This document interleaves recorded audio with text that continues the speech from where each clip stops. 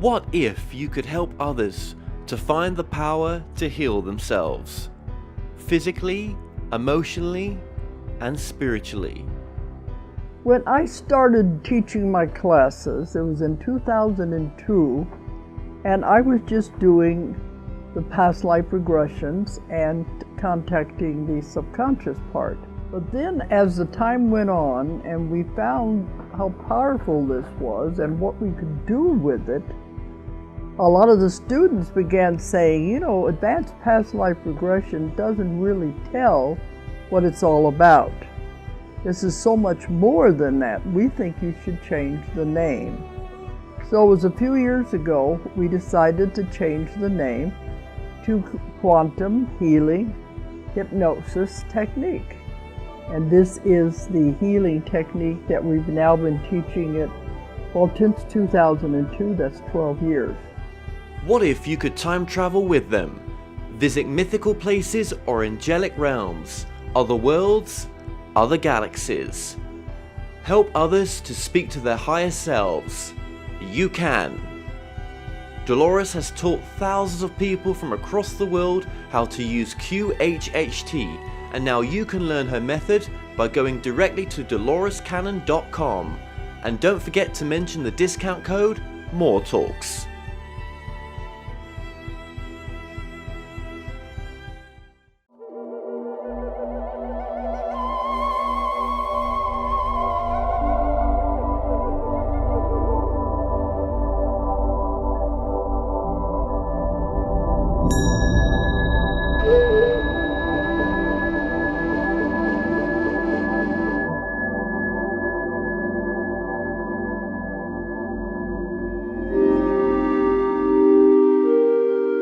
Have you ever wondered, can you communicate directly with spirit guides, teachers, or non-physical consciousness, or even our higher selves? What would they tell us? My name is Kevin Moore, and since 2015, I started to practice a form of communication which is termed channeling. I have been interviewing experts on my talk show to find out, does life continue after we die? And can we communicate with those that have crossed over?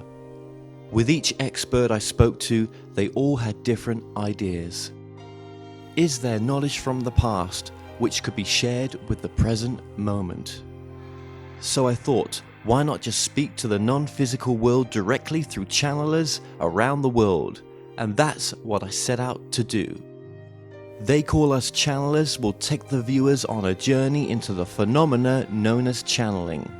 And my main goal with this docuseries is to bring a new understanding and awareness to channeling by looking within ourselves and asking, is it truly possible that we can all use this innate ability?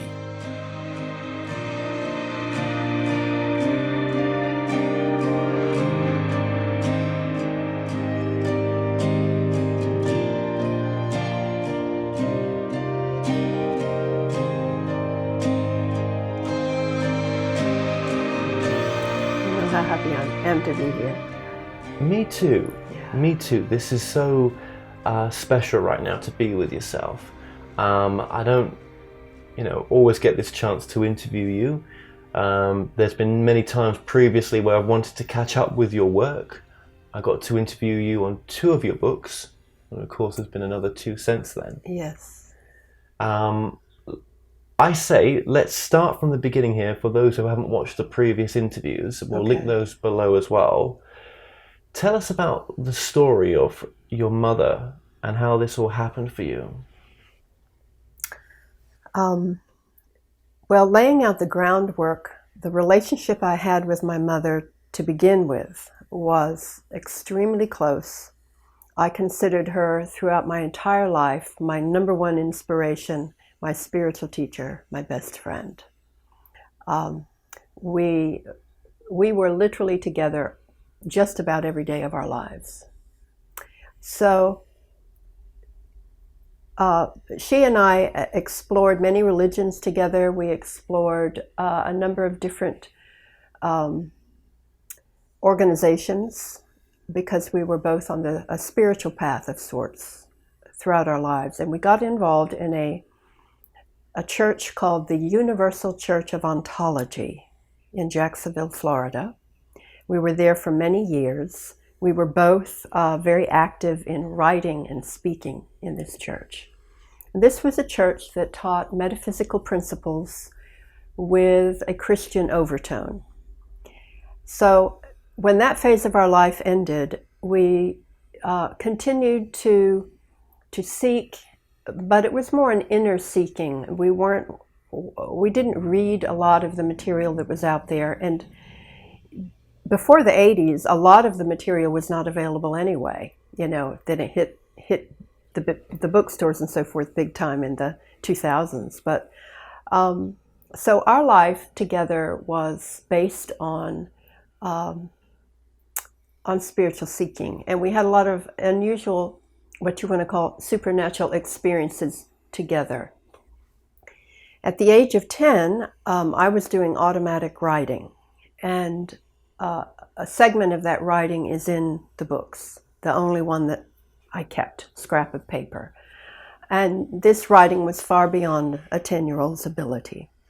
So I had this connection to writing, this connection to my mother, and this leaning towards spiritual things that was all kind of latent. And as my mother aged, I would say to her, you should write down a book about the insights you've had in your life. And she'd say, oh, I'm too old, or I'm too tired. And one time she tried and then abandoned it.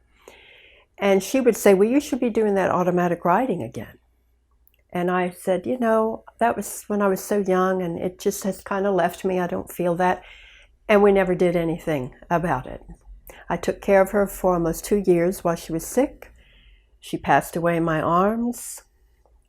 And at that moment, I felt what I consider spiritual DNA, what I now consider spiritual DNA exchange. Something in me left my body with her, and something stayed of her. Now, at the time, I thought this was just an emotional feeling, I really didn't know what it was. But within days, I was aware of, I put it to my sister like this. My nickname is Frankie, by the way. And I said, all the Frankiness in me is gone. There was something in me truly gone that had been there, and there was something present that had not been there. And she was concerned. She said, well, that doesn't sound normal. That sounds like you're having a problem, But I knew it was a good thing. So here I find myself in a very different place within myself. Many things such as old grudges or angers or hurts that I hadn't forgiven had vanished. Physical pains and problems that I had were gone. I had incredible energy. I had no idea where this was coming from, really. And I wasn't in extreme grief like I had expected to be. So 19 days later, I'm on a plane to New York to visit my 2 daughters, and I'm looking out the window, and I feel full of love and emotion, and I just look out the window and say, Mother, is there any distance for you? Because, the sight of those clouds is so uplifting and gorgeous, and it just looked like I was floating in heaven. And I heard her voice, and she answered me, and she said, not exactly like it is for you. I can drop into different places as if they were, I can drop into different consciousnesses as if they were neighborhoods. And I looked around. I knew that I heard her. It was both in my head and also audible at the same time. So I began to ask questions. And being a writer, I pulled out paper and pencil and wrote it all down as she spoke. And a lot of it really was my own my own questions, my own regrets about life, it was very personal at first, what I was talking to her about my father, about all kinds of things. But then it became more universal in tone. And for this 2-hour plane ride, I received this information. So I thought it was an amazing experience. And I had had many amazing experiences throughout my life, being what you would call psychic or a latent medium, because throughout my life I had had connection with people who had departed, but it was usually a brief vision or a visit or some information. There was never anything extended. And to be honest, I believed that I would have a connection with my mother of some sort, like I had always, but never did I dream that this would go on for 1.5 years.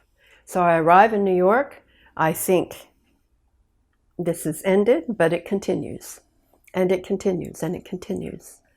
And it filled my body with the most incredible energy that never left me. I could stay up way into the night. I needed little sleep. I was just floating on air for a long time. And I experienced something that I had only had little moments of in my life. And it was a sensation, as an ecstatic sensation in the forehead throughout the time that I was doing this writing and this interacting with her. It never left me. It was always there to some degree. It has faded and it returns at times, but for a good 1.5 years, as this experience was going on, there it was. And it really, of course, now I understand what that is, and I understand that it was an open connection. So the information she brought in was about the afterlife, was about this life, was about the concrete value of being here, what we're doing here. Her main message is, you are not alone. You are not even functioning as one person. Nobody is, for you are a member of a team, a spiritual team as close to you as breathing. So that was how it all began. It has resulted in 4 books. That is the completion of the material that I received. The first book was released within 3 weeks after receiving it, because it came so quickly. And I do have now classes and meetings with people to study the material. So when you bring this information through, how did you discern between the voice in your head that was your mother's voice to that maybe, something that is potentially not your mother? Well, in my case, I had closed off my own abilities because I was very suspicious as a teenager and a young person. I became frightened of it, and I didn't know how to handle it. So when she used to say to me, you should be doing automatic writing or whatever, I was always, no, I'm not going there anymore. So I knew that I wasn't like conjuring this or calling this or expecting that kind of thing. In fact, I had the opposite attitude.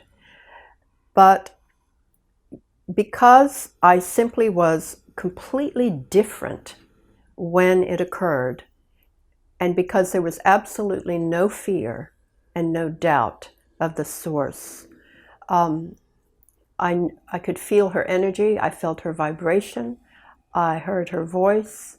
Everything was always loving, it was always helpful, there was never any fear, and I had instantaneous faith in what was happening, and the material itself was so empowering and beautiful that I had no doubt that the motivation behind the one was a pure motivation. The first book was purely her voice, but there are seeds in that book that eventually, I didn't know at the time, would be completely developed in a much deeper way. And with book 2 and the subsequent books, I became aware of different kinds of information, not just her style, but the style of different writers, different philosophers, doctors, scientists, a true team. And she was the door that brought this team in, and then the other teammates came through with material that I could never have, I have not been educated in those fields and been able to understand. And I believe some of it's quantum as well? Yes, it's touched upon those kind of concepts that I can't really talk too intelligently about. I have to read it to be able to. And in book 4, it's given in more depth. But the analogies, to me, make it very simple to understand. What makes Teddy more knowledgeable where she is now compared to the Teddy that she was in this incarnation?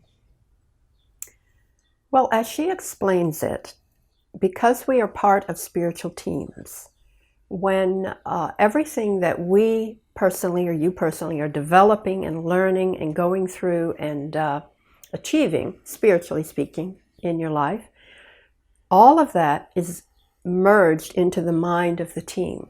And you have access to everything within the mind of the team as well.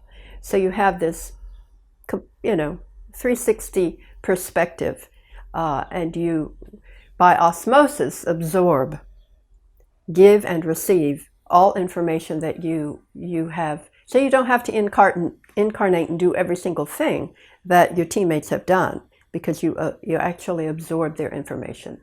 And is this the same as soul groups? My understanding is that soul groups can be teammates, but often teams are more like a core, like the core team. And then they can bring in interactions and overlapping with other teams and that kind of thing. Soul groups they're more on the periphery, but this team really creates a core, a very essential core that has maintained and will maintain. Do you think we take the same team into different lives? Well, we keep our team. Yes, we are always a member of that particular core team. It's almost like a birthright. But that doesn't mean that they all incarnate at the same time. Do you think they all incarnate at some point, or do you think some of them will never have a human experience? I've never asked that question, and I really don't know the answer to it. But what I do know is that at times we will be on the earth, and another teammate can be across the planet. But our work is connected, and our vibrations and what the big picture purpose of that is still happening. So could the team be another aspect of your soul incarnating elsewhere on the planet? Well, that's another subject, and it is in book 4 in depth, that just like the human brain has all these compartments that are doing different things at different times, the soul has many aspects, and actually only 1 or maybe 2 or 3 aspects are associated with this human body at any given time. All the other aspects of your soul are doing other things in other places. Possibly on this earth, yes. Part of you may be associated with another body. Possibly in other dimensions, possibly in a state of rest. So just like in our brain, we go to college and we need remedial math, but we have advanced English. So we go into different classes because a different part of our brain needs a different experience in that class. So this association with a certain body is only a part of our identity. It's coming through. So when we experience some form of pain in our life, let's just use that analogy right now. Say, for example, health issues. We feel that it's very much always me. you know, why am I going through this? It's actually, all that is fed back to the team, so the team get to experience what it's like to have that illness, which they'll never get to experience because they'll never probably maybe going to have a human experience. I don't know the details of how many teammates will have a human experience and how many will not. I think whatever is necessary will occur. And some teammates will come in and pick up where, you know, when you pass, somebody will come in and pick up where you left off. You are picking up where somebody else left off. The way is paved up to a certain point, then here we come and we are standing on the shoulders of our teammates, that everything that was done before to prepare this life for us. And then it's so meaningful to me to think that I can do something in this life and leave something for my teammates who are going to come in next to build upon. Not to have to clean up after me, but to build upon. So this could be, for example, if I have a child, that could be one of my teammates incarnating to carry on where I've left off. It could. It could. Many children do not pick up and carry on for a parent in any way, but I'm talking about spiritual, paving the way spiritually and picking up where one leaves off spiritually, not so much physically. How does that work spiritually? If someone's picking up from where someone's left off, if they're not here anymore, where's the picking up taking place? Well, the spiritual growth and the spiritual awareness will manifest in the earth, will it not? Now and then you have a hermit who just withdraws into meditation, and there is no concrete manifested thing left upon the earth from that spiritual work. But most people following, who are growing spiritually and giving spiritually, leave something in this world to continue with, to be built upon. Mm-hmm. In this case, I'm leaving these books. These books will be taught and built upon by others who come in. Something that simple. It could be a spiritual center where someone establishes it, passes away, somebody else takes up is born, is raised there, or comes in and they're a young person and they take over. And they bring something new, but they build upon what was done. So with the team members, we've all got teams, but with your mother's team, I wonder if they're aware of other teams out there, or whether, like New York, where we're based right now, it's just very busy, and there could be someone else out there making a documentary on channeling, mm-hmm. and I would be unaware of them, but they're out there doing it. Yes. It says in the books that the ideas that we wake up with every day, we wake up with an idea for a documentary, a novel, a play, or whatever, that these are really collective ideas. Enough beings are thinking about them that they are reaching you as well. So the fact that others are doing documentaries such as yours, or thinking about them, or considering them, or doing some version different from what you're doing, is affecting you, is influencing you. We think we are coming up with brand new ideas, but actually everything is collective. There's a chapter in these books called The Collective. Everything that is happening, we think it's one person's doing this or another person doing this. It's all collective. We're all being collectively, the energy of collective groups are maneuvering us more than we ever could possibly realize. Whilst filming my documentary, one thing I discovered is that not many of the other channels that I've interviewed in a channel state know the other channels. It's like they're in their own isolated part of reality or unreality, whatever it may be. But it's all coming from the same energy, but there's an unawareness that's taking place. Well, I think if you ask most people who are doing this kind of work, they acknowledge that many people are doing this kind of work. But it is their own brand, their own version, their own interpretation of the information, because we are dealing with a human mind and a human personality as well. What is necessary is known. If it's necessary for to get something done, that one knows the other, then that will be facilitated. But just conjuring up ideas, I want this to happen or this to happen, if it's not needed for an overall collective purpose, it just simply doesn't come to be.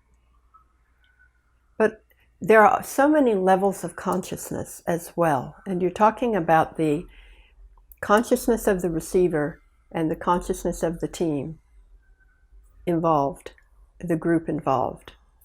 So because of that's a unique combination, and those two uniting are bringing forth a different level of consciousness or different interpretation. Than they're all slightly different because of that. Yes, thank you for that answer. They are, and it's like we put the labels on, but it's still the same underneath when you remove the labels. It's the same thing behind it, knowing itself in a different flavor, a different yes, understanding. like artists. Look how many artists there are on this planet. They don't all know of each other. They simply know the work is being done, and that when it is necessary and good, and that their paths will cross, and maybe they'll collaborate or do a show together or just appreciate one another. What were some of the most mind-blowing ideas that came through for the book where you were sometimes at odds with the information?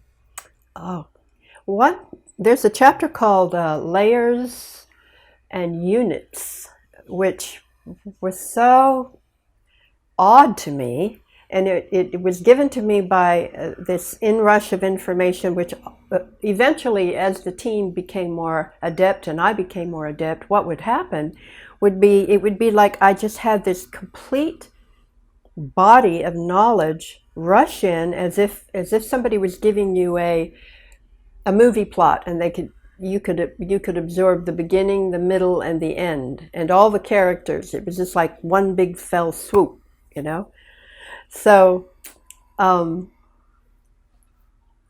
this would rush in such a manner, and with it, in this particular case, came this vision of all these layers of material that were upon one another with different holes, and there were all these colors, and that depending on the positioning of these holes, these different colors would come through, creating a yellow dimension or a blue dimension or a red dimension. And then as we passed through them, we got to a place where all the colors were present. So, this is something so alien to my own knowledge and my own thinking that it just, surprised me. The second most remarkable concept that was challenging for me is in book 4, and there's a diagram to go with it, is about how everything that we are doing in the now is changing, of course, as easy for us to understand, rippling out and affecting our future, affecting our present and our future, but it's also affecting our past. It's called the present past. Right. And these diagrams go into depths, and the description is in depths of when you drop something in water, the ripples go out in all directions, not just into the future, and they affect the past. And the way they affect the past is, see if I can do it justice.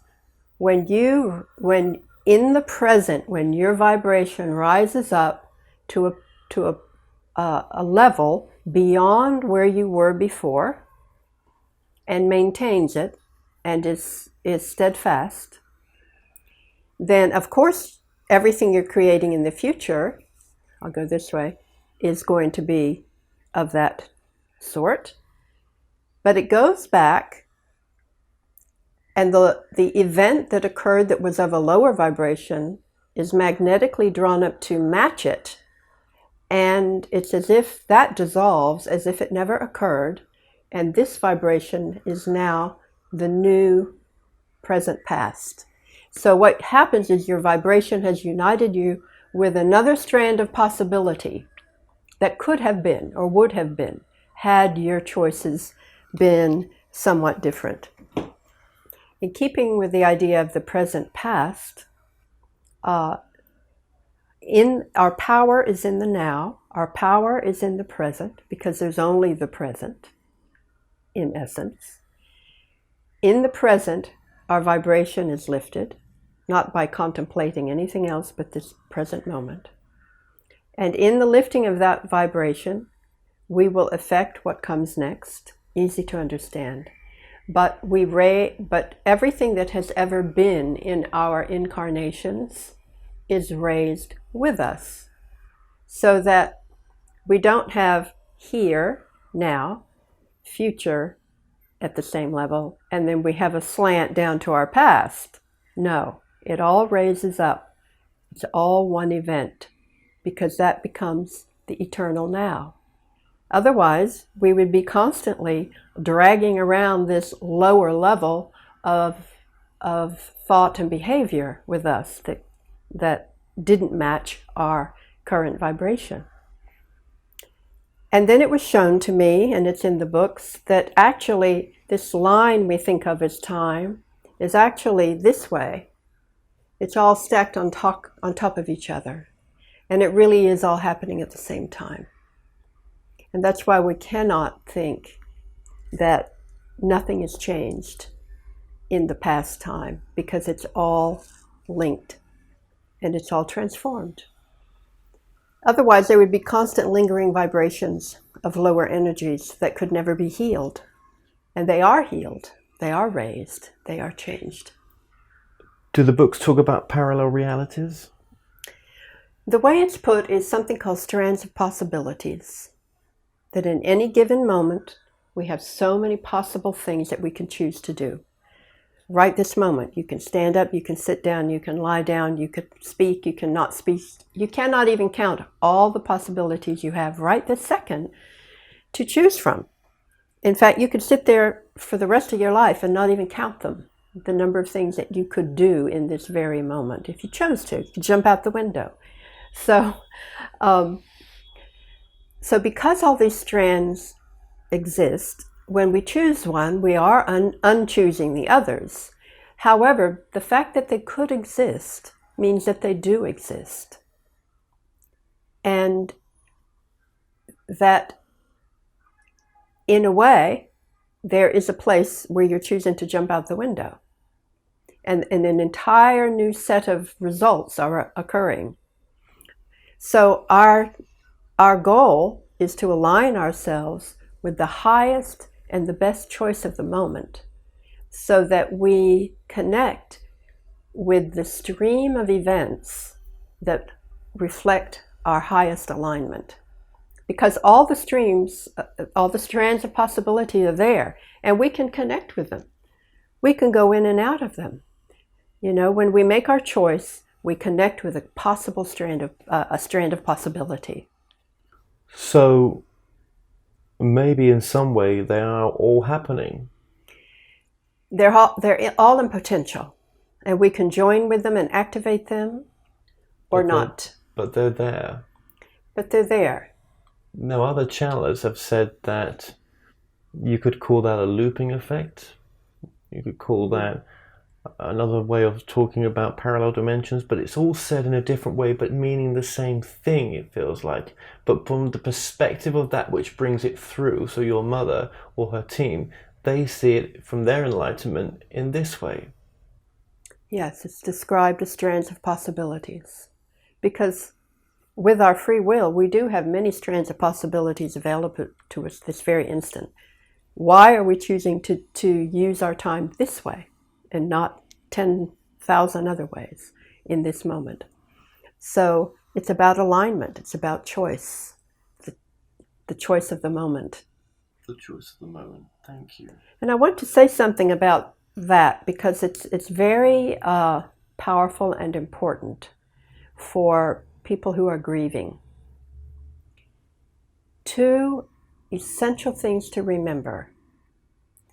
Number 1, only an aspect of anyone's identity is associated with a body at a given time. So, the rest, for example, me, an aspect is associated with this body. The rest of me, like everybody else, is elsewhere, very much on the other side. Many aspects of me are on the other side, with the very beings that this aspect is missing.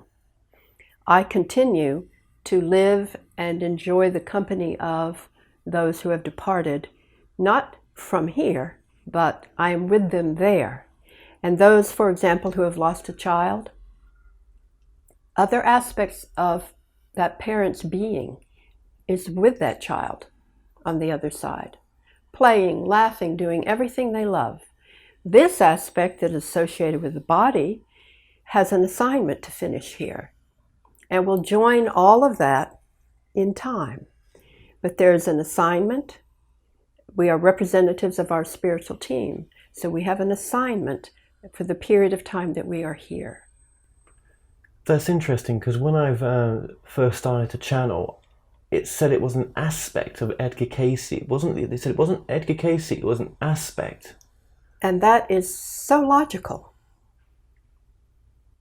Because, you know, even when someone passes away and they think that, well, 9 months later a baby's born, well, they've reincarnated. Most likely it is a different aspect of that person that has come in, not the same identical aspect that was here just 9 months ago. If indeed they're sure that this person has reincarnated. Because we are not, the entirety of our soul does not come here. Only the aspect that needs to be on assignment for that time period.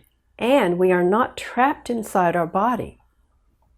We are not in our body. The body is inside the soul. The soul is vast. And that's a difficult one to get in my head as well. The body is inside the soul. And when you said it, I'm trying to figure that out. So the body is in the soul. So the soul's around me? Yes. Not in me. Not stuck in you, not trapped in you, not contained inside you. But when I'm looking through my eyes, I feel like I'm looking through my soul. And to me, logically, that would be inside there, but it's not, maybe. Well, as it is described in the book, and I'll read just a little bit because it really will, it's called You Are Not in Your Body. You know, I'm a person talking about the books. Unless I'm reading the books, I'm just a person talking about the books. I think that makes it more human, because then, you know, there's a human aspect to this when you can't remember it all, because it was so vast what came through. It's so vast, and these books are very layered in depth.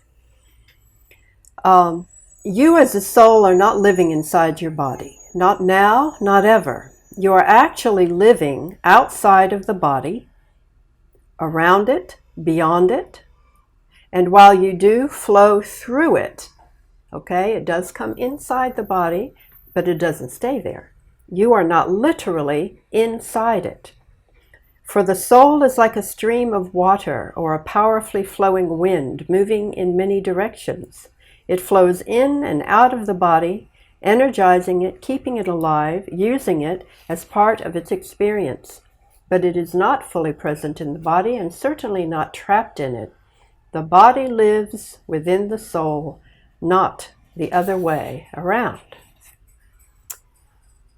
So, you know, if we can, the whole purpose of these books is to get us into the lookout tower perspective.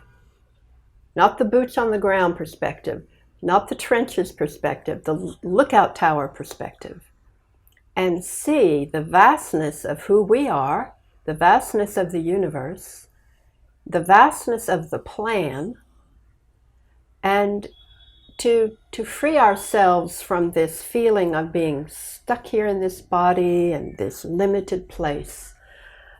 We want to go beyond, even beyond the idea of a team. Well, that's interesting. What is beyond the idea of a team then? And is that what the team is searching for?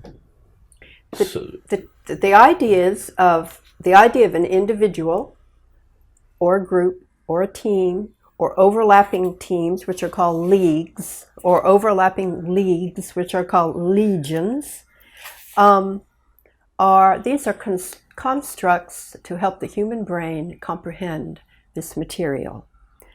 We are told in Beyond the Team to go beyond it, not to let these things become dogmatic or narrow, or to limit you, or to think, oh, I've got it now, I belong to a team, and that's the beginning and end of my identity. But that's not just for us, that's for those that call themselves the team. That's their evolution as well. Yes. They're looking beyond that, of what they think they are. Absolutely. This last chapter, called Beyond the Teams, is so... That's fascinating. I'll read the end of it. We call upon you now to go beyond the team, in whatever way that presents itself to you, and take others with you. For those of us in the teams that have serviced you have been called to dissolve into the next stage of existence. We are transitioning, as it were, from our current structure to be reborn in another, even less individualized way. We leave you with our legacy to build upon, a seed to nurture among yourselves. We say farewell, but not goodbye. After all, it is not possible for there to be any separation or distance, only a change in expression. We hold your other aspects in safekeeping for you as you bravely go forth to complete our collective work. So have they already gone? And left a record behind? They've left the record. They aren't gone. We are here as you need us, is what they say. Bear in mind that many of us are there in physical form in locations all over the world. Isn't it interesting that my first book I'm bringing through, I look back on the book and I'm embarrassed by it a little bit. But you're making sense of the book now. In my book, there's all these different entities coming through. And I think I know why now. They're my team.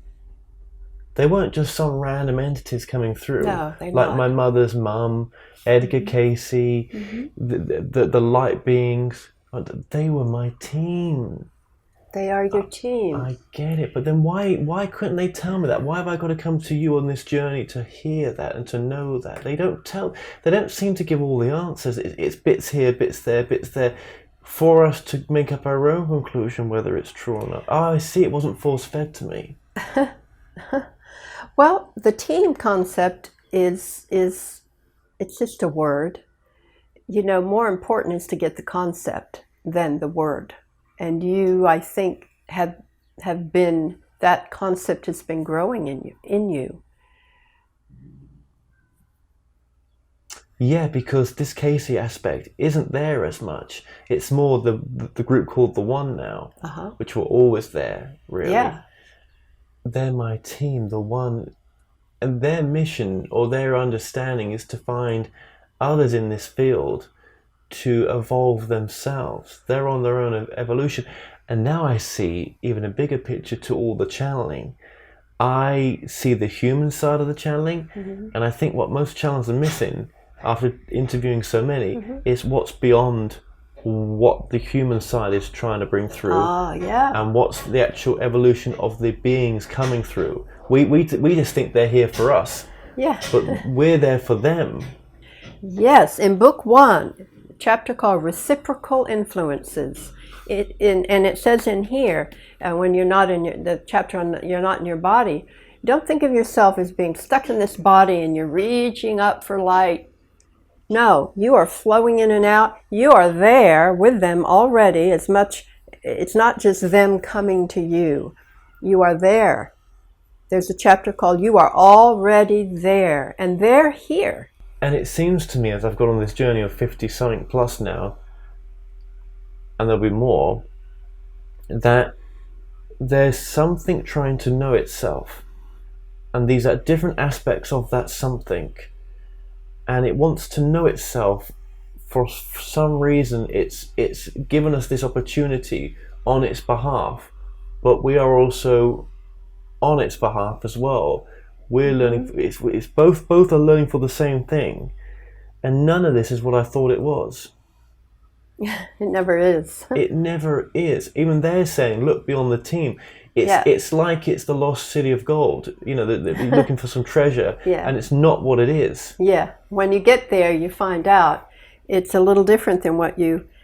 can I read a little more of this? Do you think it's well, let me ask you, just before you do start that. Okay. It's because this will probably read it for sure. Okay. But before we do, is something's evolving. I know it is, and it's something. This is nothing what we think it is. Even in the spiritual community and all the channels out there, it's not what we think it is, and we still don't know. I wonder. When you say it's not what we think it is, what do you? Well, it's obviously it's not, is it? Because they're like it's beyond the team. One words that come to me is beyond the unknown, beyond the current understanding of mankind. So if we currently think it's this, with all the wonderful books that meet a person at a time just when they need it, you know, and that information is so needed, wasn't even that. Yeah. It was something vastly There's beyond always that. something vaster. You know, if we think about the fact that growth is eternal, that the universe has no end, so we're getting these little bite-sized bits of information, and we're all trying to package it into neat little, okay, I got this, I understand this. Just like a child when they're in school, okay, I've figured out addition. Now I got to do subtraction, I got to do carrying, got to do borrowing. Step by step by step by step, but none of it ends. Math is an excellence. My little grandchildren will count, and they'll count up into the hundreds and the hundreds, and they're just so excited. And I told them the other day, you know, numbers never end. You can never get to the end of these numbers. And they were like, what? That's incomprehensible. So all of it is useful for what the idea of a team or any structure we use, or the one, or this little body, and I call it little because even though it feels vast, it's very small, body of information.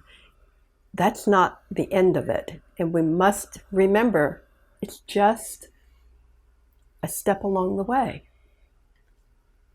Why does it feel so exciting though that there's something beyond, and to keep carrying on to find it? Because it's almost like, well, hang on a minute, that's neglecting where we are now. I don't want to neglect where we are now because we chose to have this. But why do we choose to have it with this, for some of us, with this sense of an Indiana Jones of like, we must find that we must carry on. We've got to find the answer, but we don't want to lose this though, do we? Well, without Indiana Jones, there would have been no revealing for everybody else. So as much as we're doing it for ourselves, we're doing it for others, and we're doing it for the team. And we're attempting to be a vessel for the infinite to flow through. And when it comes through, it is immediately limited by our vocabulary and so forth. That's why really the work of any teacher or medium or spiritual channeler is the inner work of upliftment of one's own vibration, because then you are able to channel that much higher of a level of information or vibration. For me, it almost feels like we are doing things differently for once. That if parallel universes do exist, and the way that you described it, and I can't describe it as the way you describe it, because it's hard to get my head around. But if we've done it all before in different ways, if that's what I would term as looping, which would be another version of parallel universes, I wonder if there's something so special about now, because we're now getting the chance to do it so differently that something might evolve. We may evolve much grander than we've ever done before, and that which is working with us as well. This, we could have called it the spirit realm, but it's not. It's us in our most natural form. I wonder if there's something evolving that's never happened before.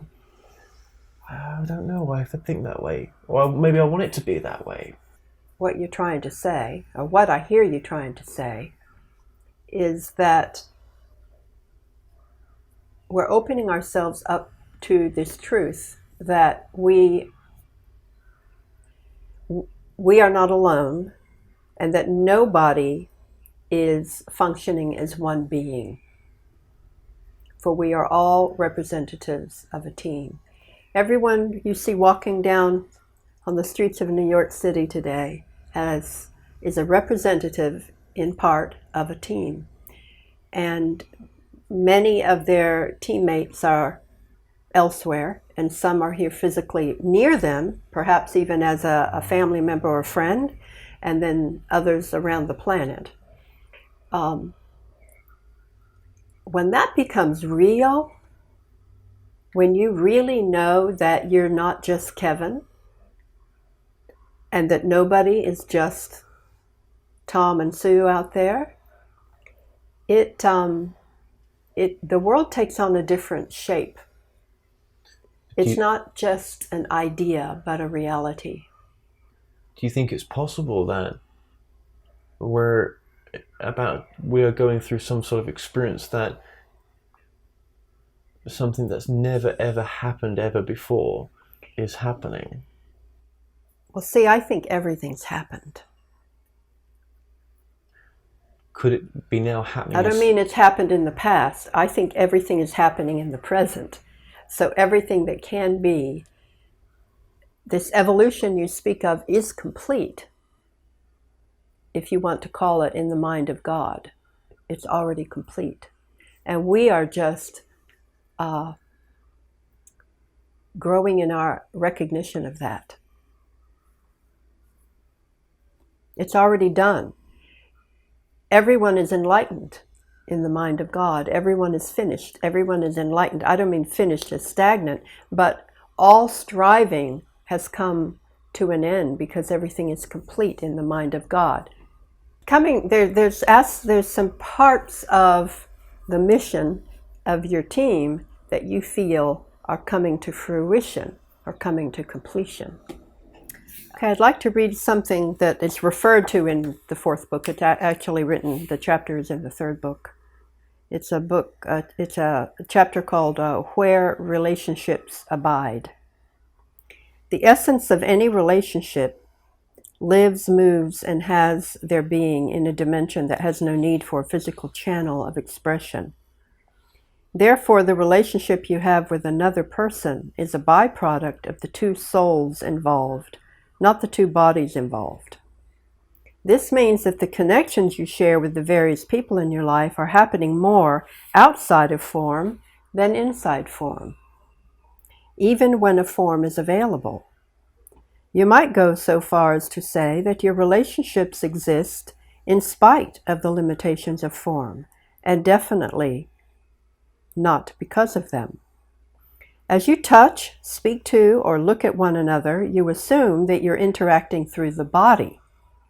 But the feelings you express to one another through your forms are but a very small portion of what the real relationship contains.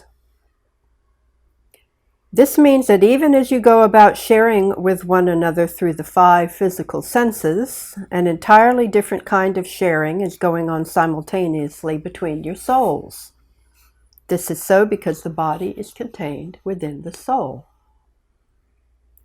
The soul is actually, if put into an earthly description, an entity of vast size, and only a part of it is extended into the body. Because this is true, your relationships are not contained in your bodies either. They are alive and well on an entirely different plane and have no need whatsoever for a physical form to thrive. So where do relationships abide? They abide in the realm of the soul, our true home. Because of this, a relationship can never be lost. So our forms sitting across from each other right now could never have taken place if our souls had not made a connection. And if both of us dropped dead this very moment, our souls could care less, because we never needed the body in the first place to come together. Not in essence. You're using the body, and I'm using this body to work in this manifested, concrete, physical realm. But really, our connection is of the soul. If it didn't happen in the soul, it would not show up in the body. So do you think we've known each other on the soul level? Well, if we go high enough in the lookout tower, everyone is one. Every soul is united. Now, as you come down, smaller, smaller, smaller, smaller, then we come into incarnations and knowing each other before, knowing each other after. But when you go high enough, like going up in a plane, compare going up in an airplane with going up in a spaceship. In an airplane, you might see just the city below. But in the spaceship, you see the entire planet and you see it as one. So really, yes, our souls have known each other before. But if we go high enough, our souls are really, we're all one soul. We're all one being. So if I was to ask you, after writing these amazing books, right, what does channeling mean to you today? How would you answer that? For me, it is simply being a pencil in their hand. And committing myself to maintaining a vibration within myself that is capable of bringing through what they want said or written in as pure a form as I possibly can. Do you think, as the human vessel that's bringing it through, that distortions will happen with the material sometimes? I do. Personally, when I was writing these books, I was aware, because of this physical sensation in my forehead, that if it began to fade, I would stop writing, because I knew that I was either getting tired or starting to put my own spin or something was happening. And I would wait until it was powerfully there again before I began. So I was really guided through the whole process not to let that happen. And I was shown that certain words and certain weaving together of words created an energy. You know, when we play a note on this keyboard, there's vibration and energy. Some of them harmonize, some of them clash. The same thing is true of words. So they really impressed on me the importance of certain kinds of words being woven together to give a certain vibration. Now that I'm doing readings for people, I'm aware of my own state of mind, my own physical level of fatigue and so forth, and perhaps the person being read, their state of mind and their willingness and openness to receive, combining, and the goal is, of course, to, in spite of all that, but are we pure in all that we bring forth? I think we all have our ups and downs if people are honest. Where does one use discernment with channeling? Yes. It's a big issue,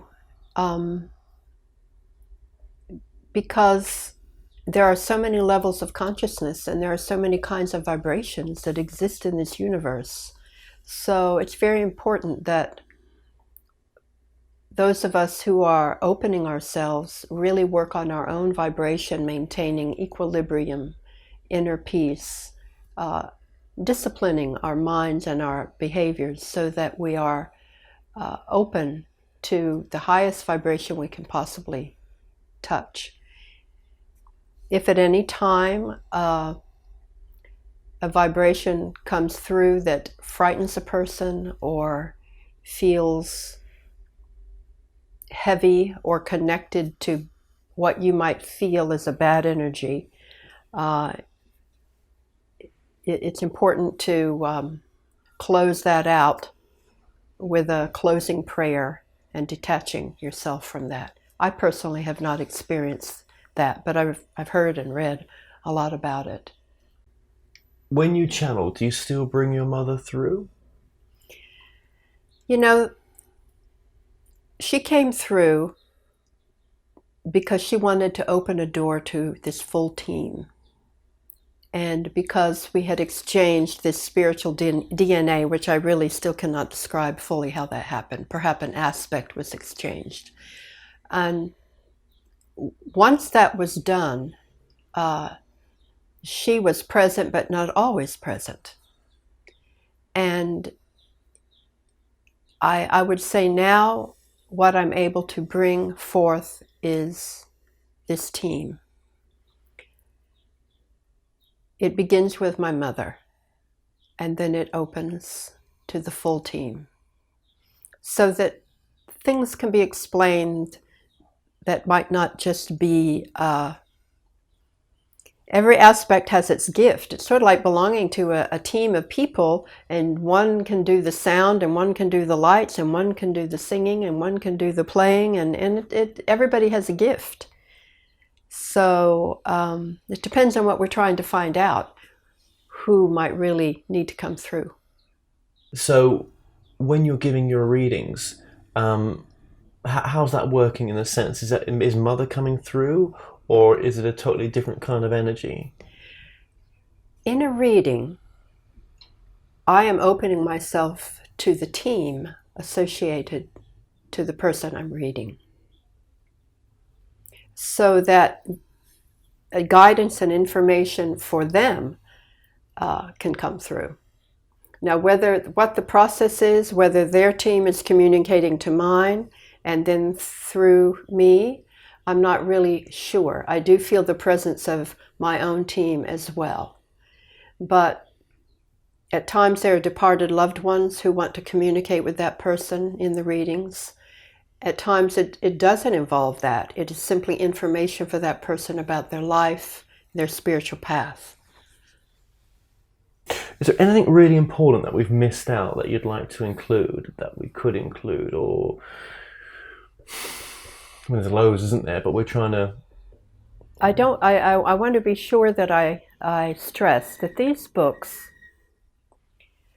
are not so much about the other side as they are about the fact that there's really only one universe, and that this physical earth that we get so caught up with is just part of the whole.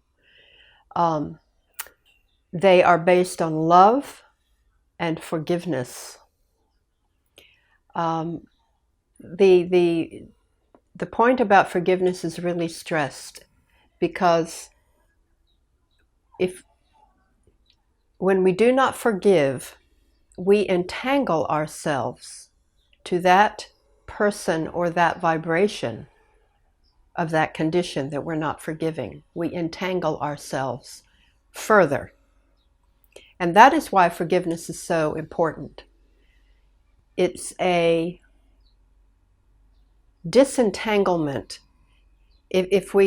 Some people have gone through such horrific things in their lives, and I don't want to be flippant and say, well, you have to forgive this, murderer or whoever. But what you do is You choose consciously to disentangle yourself from the energy of hate that produced this event.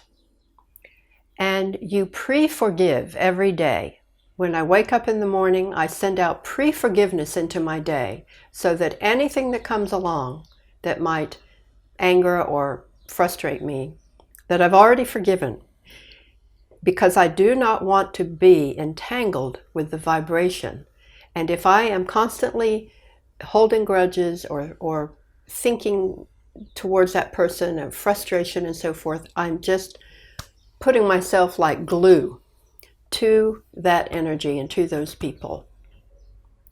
So it's all the way through the books, the reason that we forgive, the reason we must forgive. And we also want to release people from obligation to us. If I can't forgive you for something, then I'm going to be calling from you that you make recompense to me. You find a way to make it up to me. So I have to be connected to you until one of us figures this out. And do I want to be connected to this person in that way, in that angry, hurtful way? No, I don't. And so I release you from obligation to me. I release myself from the entanglement to that vibration. And that is what forgiveness is. So it's really stressed over and over in every book, so I just feel like I have to mention it. Well, Frances Key, your website is? theteambooks.com. theteambooks.com. They're in Kindle and paperback. Well, we'll link that throughout the whole interview, and we'll link the previous interview in the description of this video as well. And just thank you so much for letting us come join you again and continue this conversation. You're very welcome. It was such a pleasure.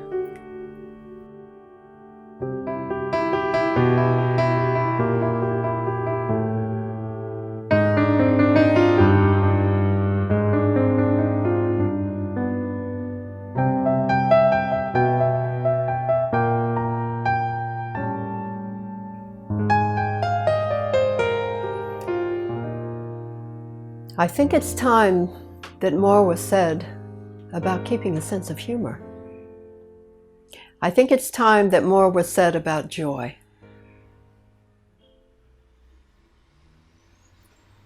There is such a heaviness in the world, and there is a heaviness to many spiritual teachers, when really all of this should be inebriating.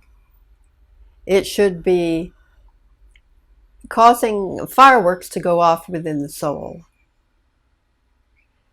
It should lead you into, I want to call it, a spiritual drunken state of being, which essentially would be called ecstasy. When a child is running and playing and screaming and laughing and in just the ecstasy of being alive and feeling their senses. Maybe you can hear them in the background now. They aren't thinking about, am I learning? Why am I doing this? Who is this next to me? They're simply celebrating the gift of existence. And the reason this is so important is laughter and joy can disarm people. When we laugh at ourselves, when we make other people feel accepted, feel appreciated through humor, through inclusion, vibrations are lifted. When we do this for people, vibrations are lifted. When we help to facilitate the lifting of a vibration, then our vibration is lifted. It's good for everyone. So look at your life. Look at the ways that you are cutting yourself off from this sea of joy, because on the other side, we don't go to the beach. We float in a sea of joy. We go to the sea of joy, where everything is buoyant, everything is glistening. No one is condemned. If someone has a limp, if someone has a deficiency, if someone has a learning deficiency, a physical deficiency here on earth, if somebody has an emotional breaking point, don't go into condemnation and correction and trying to fix everybody. Accept them where they are and say, I am determined to say to yourself, I am determined to see Christ in you and nothing else. When you look at someone, when you open your eyes and you look at someone, let them see in your eyes the shining of acceptance and love. Let them see that you see them. Let them feel, I'm seeing your soul. I'm not seeing the addict. I'm not seeing the angry person. I'm not seeing anybody who's in any state of illusion. I'm seeing the light in you. I'm talking to the light in you. There's no reason to be burdened with terrible guilt about particular things, because all those things that each of us stumble into in our experiences, they all belong to the world of illusion. We've told you in these books, there is a world of illusion. Illusions are your best friends. You step into them, you learn with them, so that you can graduate from them. That's all. It's all one big illusion divided up into these different things. This one has an addiction to food, or this one has an addiction to a drug, or this one has a temper problem, or this one is overly jealous, or this one has the illusion you must have a great deal of money, or this one has the illusion that, oh, I must be poor, or I will not be spiritual. Whatever these illusions are, everybody takes part in it and graduates from it. So don't look at anyone and see them in their state of illusion. See them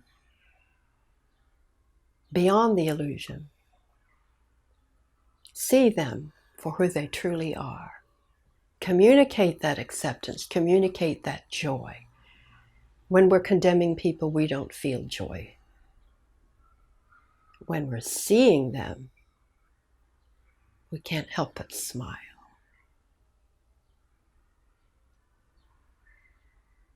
I think this message is complete. Is Mother aware of other groups out there, other groups apart from the team that she's working with? Some of the members that I've met on my journey is what I'm trying to refer to. Absolutely. We are aware of multiple teams, multiple missions. We overlap, we socialize, we rejoice in each other's accomplishments. Your team, Kevin,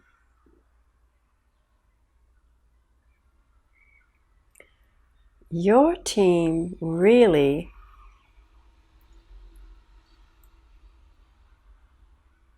for lack of a better phrase, I'm going to say, is really out there.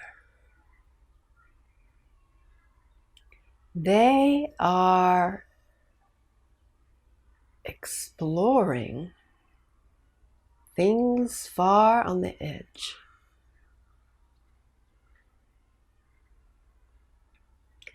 think of them as those who go out into a space station in the depths of outer space. They're very unique and very adventuresome. What are they looking for? We are all looking for what we already have inside. In the books, we've explained that enlightenment is not the climbing of a ladder. It is the opening of the eyes and recognizing what's already here. The example is given of a person looking at a flower, a blade of grass, for centuries, how beautiful it is, and suddenly becoming aware, oh, there's a whole field of flowers here. Oh, there's a sky.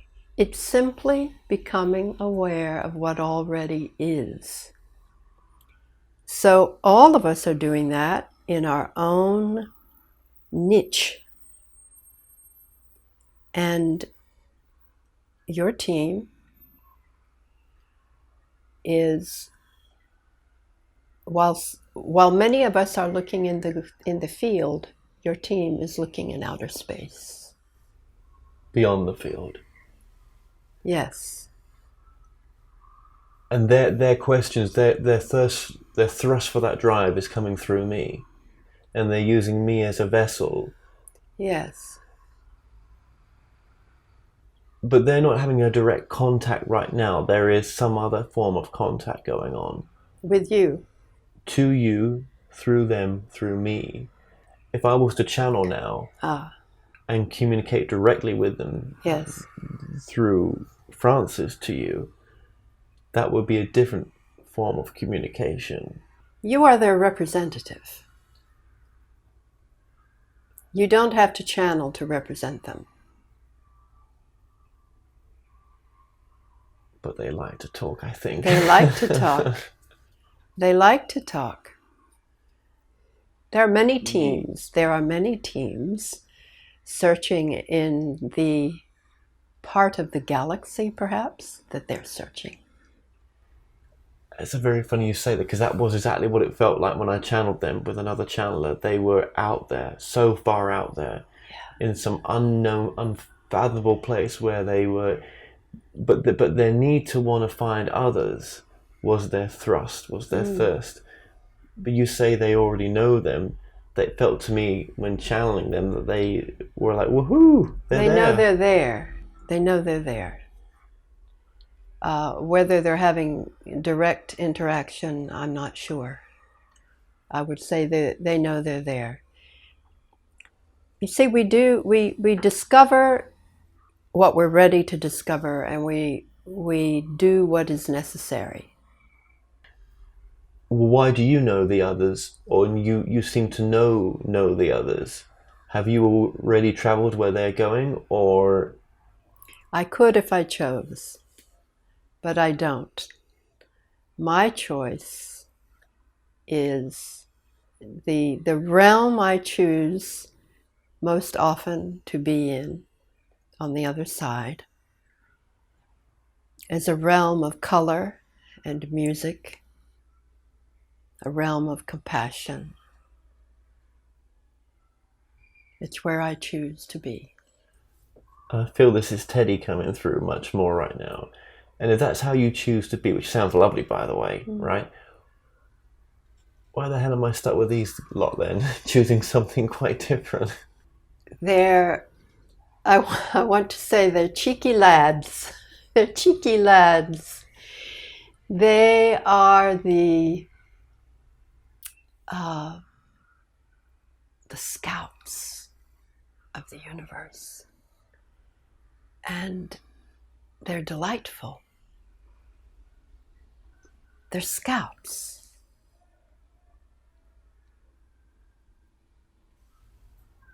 So that's almost like they're looking beyond the beyond for some sort of evolution for everyone else and themselves? It's always for evolution. Every advance we make mentally, physically, spiritually, emotionally, intellectually. Every advance is for the evolution of the all. This is making sense. This is exactly what they said. And we didn't even get halfway through watching the video together with Frances, so that's interesting that she says it like that. Yeah. Right. This is very different to what I thought I was going to be told right now. Wow. But that doesn't turn you on to want to do that. That's not your, right now, that's not really your path. That's not your joy. It isn't my path. I'm delighted to watch them from a distance. I'm vicariously thrilled by their courage and their discovery, spirit of discovery. Much as you are when you hear about someone going into the space station, but you're not wanting to go to the space station. Or when you hear of someone diving to the depths of the ocean and discovering a ship. Or Atlantis. The whole planet is excited. Oh, they've discovered a ship. Have you heard about this? But we don't all need to go there. And when I mention Atlantis there, I just mean like if we were to discover any remains, if that, that would be that kind of, wow, look what the possibility that opens. Yeah. I understand now why I was always driven that way. It was them I was driven with. Because as Frances is part of your group, that's part of my group. And why is it important to, or is it important, or can it be important or helpful to find out who our group are sometimes? Most people do not ever identify who the individuals are that make up their spiritual team. If it's necessary for them to identify them, that will come through. There will be an experience, there will be a near-death experience, there will be a dream, there will be some event that will reveal these things. But if not, it is enough to know that we are surrounded by our team. And we are reciprocal. We are affecting, from where I speak above, on the other side, I am affecting those on the earth, and those who think of me, love me, are connected through vibration to me, are affecting me. We can assist each other. It's not a one-way street. And Frances is part of this team. You're part of hers, she's part of yours. Yes. Right, okay. That makes a lot of sense as well. If everything is possible, and we're just choosing right now, me and Frances, to have this conversation to bring you through, if everything is possible, are we choosing right now something bigger than a choice we could have made? Are we choosing something greater, as in, is there something bigger about this moment in time right now than could have been? It feels like that to me. Yes. You are on target. When we make a choice, a door is opened to other choices that are possible, that are related to this choice. And then the next doors are available in front of us that would not have been there had we not made this choice. And they lead us, each door leads to the next set of possible choices. But that's not just our choice, because our team are also making choices as well that yes, kind of feel together but separate. So I feel like my team are like, well, they've gone way out there, and I'm feeling like I'm being dragged along with the ride willingly, yes, right? Yes. But also there hasn't been like, oh, is it okay? But it is, but I feel like I've not been asked sometimes, and they've gone. And it's like, well, they've discovered something, and it's kind of like I'm here now for them on this end of the discovery. Or yes, I'm making no sense, am I? No, it's very, very clear to me that what you're feeling is there's this invisible cord that's connecting your form and the soul that's flowing through your form. It's an invisible cord to them. Right. And they are filtering their enthusiastic discoveries and their explorations through this cord to you, and you feel the exhilaration of it, and yet bringing that into this the confines, if you would, of this material expression Makes no sense. But they need your feet. They need someone with their feet on the earth to complete the circuit, and you're not the only one, of course.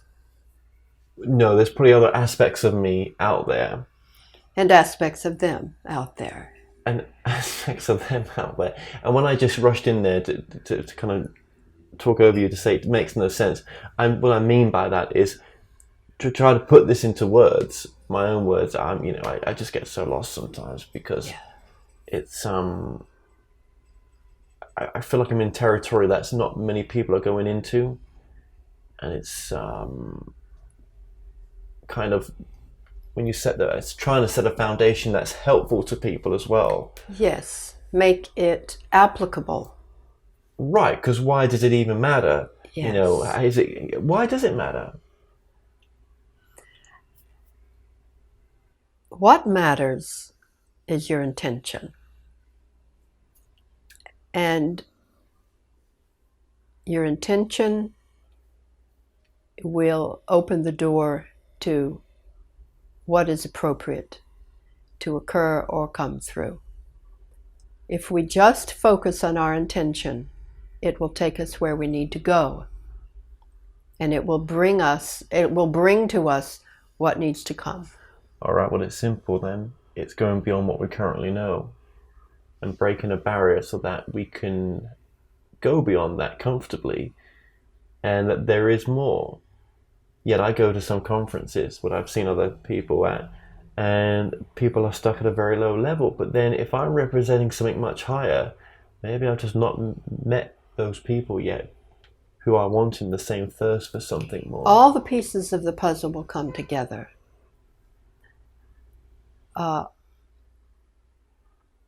This earth is a smorgasbord. Everything is here at one time. Everything is present, from the most sublime to the ridiculous.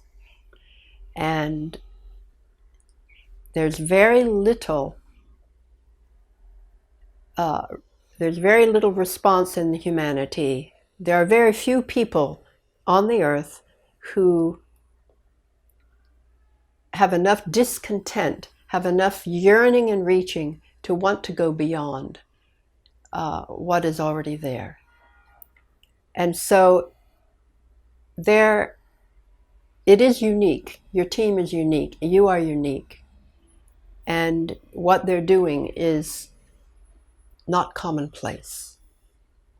And so you're not going to find a run-of-the-mill commonplace location for it to be brought out. But at the right time, it will be a piece of a puzzle. Well, that's nice to know, because there are times when you think, whoa, this is, this is a bit too much. And it does go against the grain of what's out there. And that's nice to hear it that way. So thank you very much for that. It's like very avant-garde music. There's a limited audience. Most people want this kind of music. You know, the rare 12th century harmonic chanting, there's a few people on the planet that are looking for that, you see. So it's the same kind of... Then we get into truth then, don't we? To end this, we're going to end this very shortly, but we get into truth then, don't we? What makes... I'm finding it hard to see the universal truth. It seems to be, my channel keeps telling me, and has told me through my book as well, and keeps saying it to me, that from their perspective, this is what's true. From your perspective, other people's, I'm taking their truth, but from other people's perspective, that's where their truth is at. And if if others say, well, no, truth has to be universal, this group's saying, no, it's perspective, or it's at least your truth, and this is their truth. Other channels say, truth is universal. But is that their truth? In the mind of God, there is only one point where everything comes together in perfection. Once it comes into manifested expression on this planet or anywhere in the universe, it takes on a different form. And this is what becomes of truth. What a beautiful answer. Because even where the one is and other groups are, they're manifested form into that form. They're not what was something originally, or if there is an original, it's an aspect of that form. Maybe it is original. If I ask you the color of the sky and you tell me blue, that is a truth, yes? Right. But we know from science that the sky is not blue. And so depending on the layer and the level of analysis, it looks a different way. You see, if you're going to look with human eyes, the sky is blue. If you're going to look with the bird's eyes, the sky is not blue. And if you analyze through scientific principles, you discover the sky is not blue. And yet it is blue. So is there a universal truth to the sky being blue? Or can we just say the universal truth is the principle of vibration? Color is based on the principle of vibration. That is the truth. Color is based upon the principle of vibration. That is the ultimate essential truth. And everything around that truth is perception. And if you're out of time and out of space, you may have a different take on that. You must have. You must have. Well, thank you very much for coming through. I feel that's the least I can say. I wish I could spend so long with you and with all those that I've met on this journey, but just for what you've had to say there, it's a piece of the puzzle, and I really do appreciate that. It is such a pleasure and an honor. Me too. Thank you. You're welcome.